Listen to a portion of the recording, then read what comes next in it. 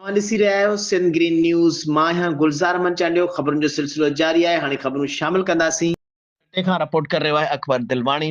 अवामी तहरीक जे सरबराह रसूल बख्श पलीजे जी 95वीं सालगिरह अवामी तहरीक ज़िले ठट्टे तरफ़ां रसूल बख्श पलीजे साहब आख़िरी आरामगाह ते तक़रीब मुनक़िद करे क़ौमी ऐं इनक़लाबी गीतनि सां भेटा पेश कई वई।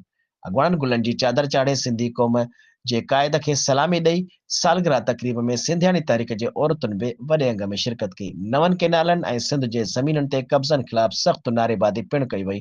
कींझर ऐं हाले जी ढंढ ते कब्ज़नि ख़िलाफ़ बि नारेबादी कई वई। उन मौक़े ते ख़िताब कंदे अदी हुरुनिसा पलीजो, अली मोहम्मद परवेज़, मिठा ख़ान लाशारी, शाह मोहम्मद चांग, अला बख्श बलोच, अजीज मेमून, सलमा लाशारी, दरिया खान सौर, हारी तारीख खालिक गंदरो, अनवर पालारी, बिलावल लाशारी, गंवर खान सौर, गुलाम अली सौर, SST हमीद खुश्क, SBT अजीज मेमून, मारूफ खुश्क पलीजो साहब जे फर्जंदन जमील पलीजो, सलीम पलीजो, मसूद पलीजो, रियाज़ अब्बासी ऐं ॿियनि चयो त रसूल बख्श पलीजो साहब सिंधु दरिया जो वकील हो ऐं सिंधु दरिया जा वहकरा रवां दवा रखण लाइ हुन सिंध जे झर झंग में सुजागी फैलाई। कालाबाग डैम ख़िलाफ़ ॿियनि अहम मसइलनि ते पलीजे साहब जी अॻुवाणी में अवामी तारीख़ ऐं सिंधियाणी तारीख़ लांग मार्च कयूं ऐं अॻुवाणनि चयो त पलीजो साहब सिंध जो मुहाफ़िज़ हो। हुन सिंधु दरिया जो शानदार केस विढ़ियो ऐं पलीजे साहब सिंध जे हक़नि जे हासिलात लाइ घण तरफ़ी जिदोजहद कई।